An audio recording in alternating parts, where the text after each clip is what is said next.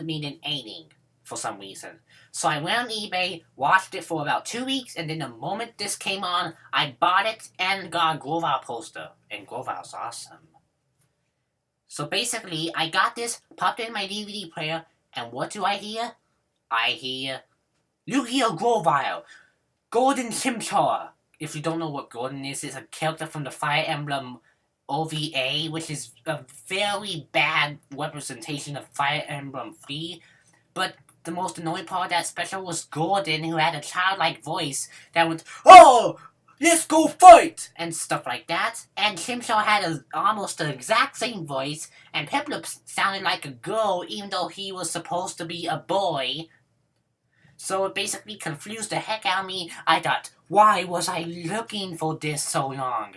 But the worst impact of it all was when Sunflower basically came in, spoke in a very high-pitched voice, and near the end when they fight Gabite uses a track and causes the most weirdest scene I've seen in any episode regarding Pokemon.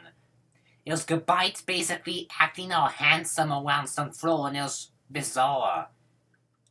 The episode ended on a good note again. It's still better than the main series, even though it's a ton of cheesy voice acting and Growl sounds like Yu-Gi-Oh! So it was good, and they included a special password where you unlock the same area they went to in the show, which is good, so it wasn't a waste, but definitely not my anticipations. And next up is Explores the Sky. This came out in April of 2009 in Japan and October of 2009 in USA.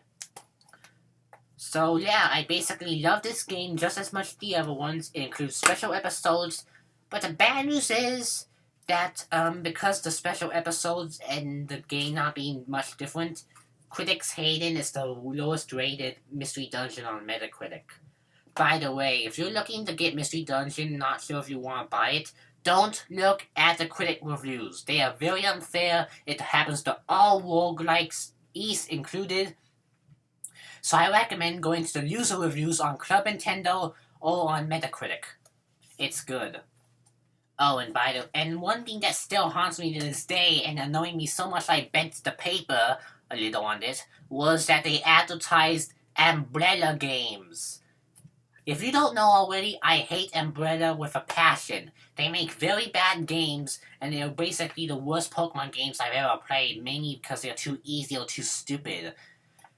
For example, they made Hey Pikachu, which seems cute, but they completely ruined the voice mechanic. Then they made Pokemon Channel, which included an emulator of the Pokemon Mini, which I have in real life, and I'll show some other time, which I always showed earlier.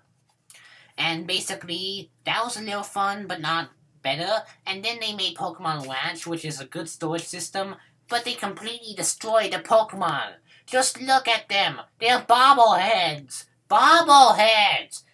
And they used the same model for Mystery Dungeon on WiiWare. Thank goodness it was Japan only. So yeah, I don't like them.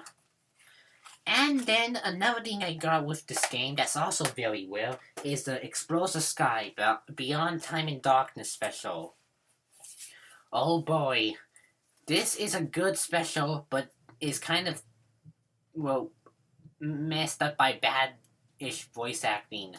I remember the moment it aired on Pokemon Sunday in Japan, I watched a live stream of it on YouTube and basically saw the whole thing in Japanese. It was fantastic. Good voice acting, good action, good animation, way better than the main series. I was so excited, and then I saw the ending, expecting the final battle to be in animation. It was gonna be so awesome. Then it cut off. Played sad Growl sacrifice music. Ended. No to be continued.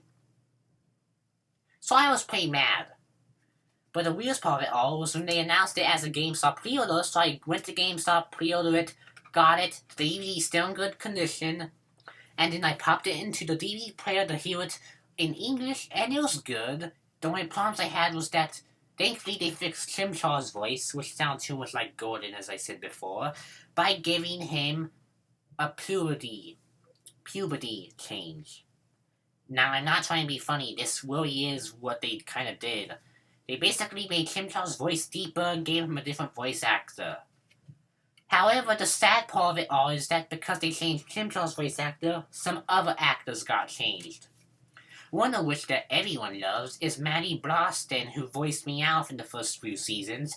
She voiced Chatot in the second special, but in this special, she's voiced by Chatot is a he, sorry. Is voiced by some other guy, and he sounds like he has a cold. Oh, and Pepperup sounds the same. Girl, voice, supposed to be a boy, and Gurval sounds like Lami Lugi from Yu-Gi-Oh! Guess he likes card games. Oh, and Dusknoir had a good voice. He sounds menacing, kind of reminds me of some bad guys from the superhero shows like X-Men and Blade back in the day. Kind of cool. Sableye are dumb as they are, perfectly described. And basically, it was a good special. What was really bizarre is that this basically was the end of the game they showcased here. Which basically would be a bad move if you're trying to advertise this, because it also was on TV once.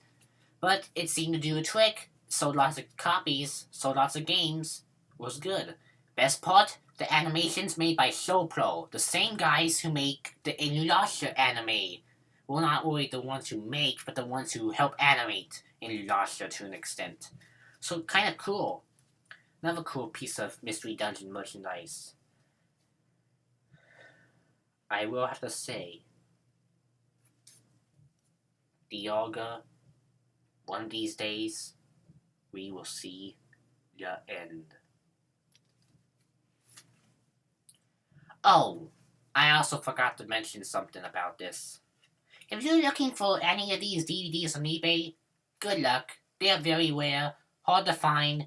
They didn't make much of them, and if you find one, they're around $60 to $100. And if you look for the Team Go-Getters DVD, which I don't even have, I have on VHS, it costs probably more than that. So, if you're a die-hard collector, get this. If you want to hear Chimchar have puberty. Finally, is the Mystery Dungeon Explores the Time Strategy Guide. This came with 2 posters, which are still intact, a ton of details on each Pokemon, and it was very detailed. I really like this guide. The weird part of it all was that the art in the back was gorgeous.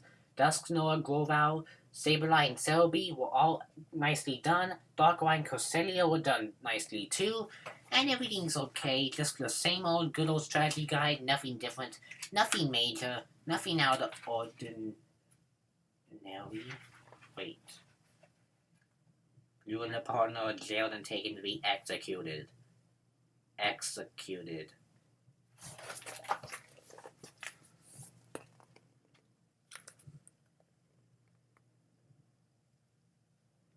Executed in a Pokemon game. Execution in a Pokemon strategy guide. E for everyone, folks. So that's it for this video, folks. I hope you... Wait. Something's not right. I feel like I'm missing something. Something with a hole. My... Glovehouse Carnival. Wait, what? I didn't talk about this already? Oh no! This is... Oh my god, why did I say such good things for the special? It's good, but it's awful! In a way, too. You see, this is a direct sequel to this. Same character, same everything.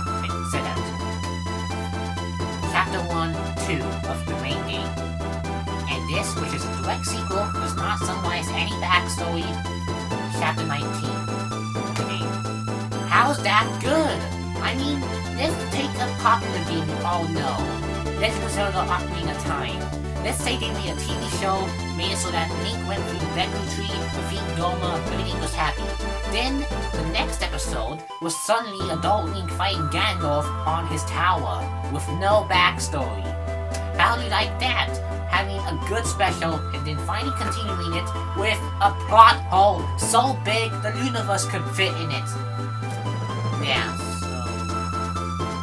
Luckily, Mystery Dungeon Gates of Infinity's 2 specials were better. They didn't make a plot hole that made everyone be getting god, crappy commercial. Well, that's this video. I hope you like it, and if you like it, subscribe to the PVC channel for